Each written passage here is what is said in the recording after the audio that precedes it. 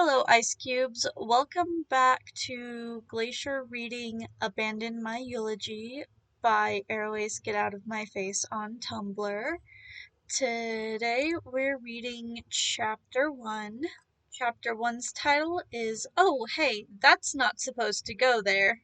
Alright, let's get into it. There is a distinct difference between the sound of a gunshot and the twang of a fired crossbow.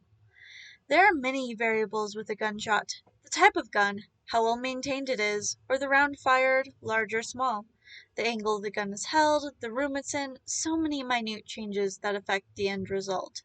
The variables at play with a firearm was part of the reason Stanford Pines never bothered with them. Guns were finicky, required more maintenance and practice, and the chances of an accident skyrocketed when a gun was brought into play.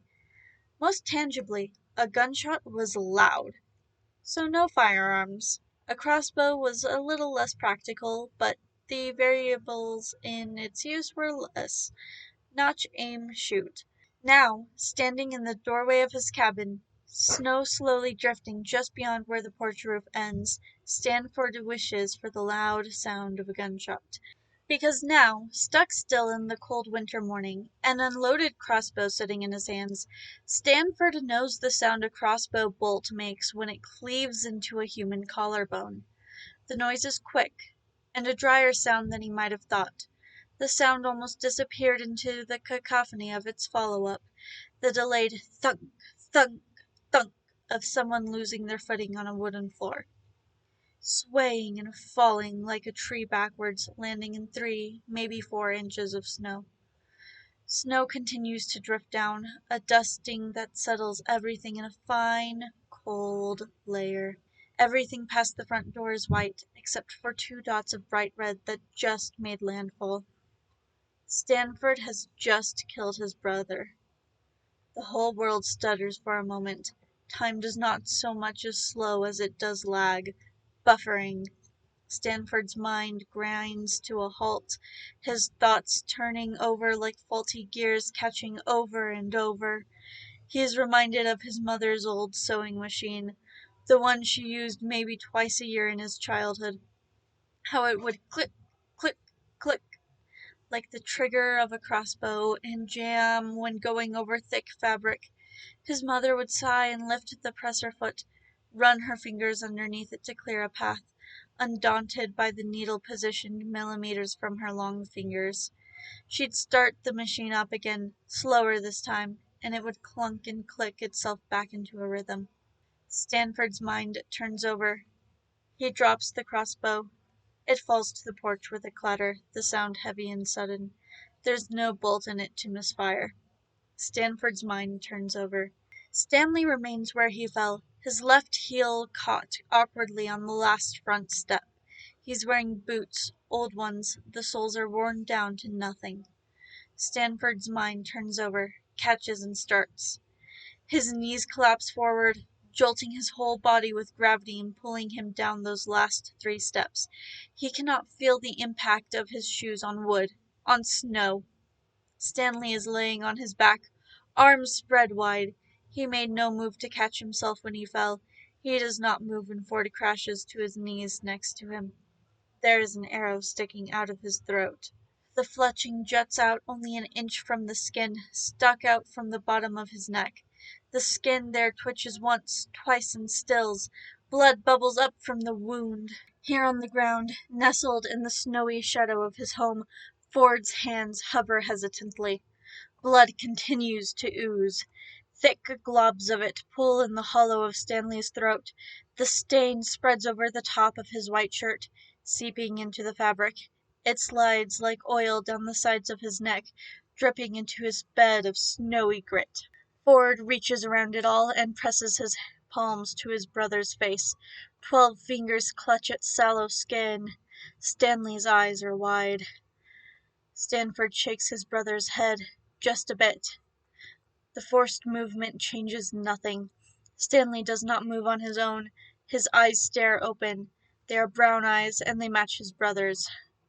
Wide, with darkened skin underneath them that speaks of sleepless nights and of fear that burrows like a weed. But in this moment, Ford's eyes are wet and glassy, darting from the arrow to the blood and back. In this moment Stanley's eyes are dry and unfocused, unseeing. His mouth is open slightly, and his teeth glint milk-white against Stanford's palm. The silence stretches tortuously. The snow begins to melt under Ford's knees, and he knows from experience that the frozen water will bring a chill with it. But he cannot look away from his brother. He leans over, bent and grasping at his limp face like it is the last piece of driftwood in a frothy sea. Once, when they were both children, Ford demanded that they make a plan in case of a shipwreck. When they were sailing around the world, they scribbled steps in crayon in an old notebook, and step 2 was always to find something to float on. Step 1 was always to find each other. Wherever we go together. They'd never planned for if they ever got separated. Please come, the postcard had read, and Stanley had. There's no breath in the body on the ground. Ford takes just as long to find his voice as he did to find his mind. He wonders how it must sound now, rough and scratchy on a good day. He wonders if Stanley would even recognize it now. This is the first word he has spoken to him in 10 years. Ford forces his jaw apart. His tongue is heavy in his mouth. Please. Stanford's hands are cold where they are pressed against Stanley's skull. His brother's face is colder. Stanley? Ford asks, shaking. There is no reply. Stanford heaves a great gasp. He can feel his chest expand against his knees, folded up as he is. He swallows back a sob, feels it catch in his throat. It stays there, trapped where it doesn't belong. The arrow in Stan's neck does the same. Stan, you have to wake up now, he says, just like he used to when they were children getting ready for school, like he expects his brother to groan and throw the covers off his bed to stand, like he expects an answer. The blood slows in its path to the ground. Dead men don't bleed. Ford shakes Stan again, gently. The skin of Stanley's face ripples slightly, but his eyes do not move. Stanley's face has changed dramatically in the decade they've been apart. The baby-faced, wide-cheeked boy is gone. The man lying in the snow here is hardened, with toughened, worn skin. He has a scar on his chin that Stanford doesn't remember. Lee, Ford starts, his voice wobbling. He can feel tears bubble out of his eyes. He takes a breath that is staggered and labored. Lee, you gotta get up. Wake up. Wake up, Lee. Stanford lets go of his brother's head. All he does is soften his grip, but gravity takes it, and it flops backwards into the snow without resistance. The sight of it is sickening, and for a moment Ford kneels there, still, hands outstretched, surprised. Then he jolts like he's been electrocuted and lurches forward. He cannot stand to look at his brother lying there in the snow like a broken doll for one more second.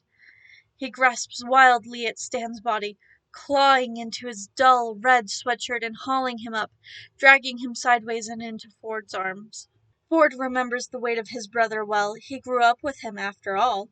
Ford remembers late nights and early mornings when Stan would brave the heights of their bunk bed and flop over Ford in bed, wriggling like a fish on the line and laughing. The body in his arms is lighter than it should be. For a moment, a brief flash, Stanford thinks this whole thing is a mistake, a misunderstanding. This man is not Stanley.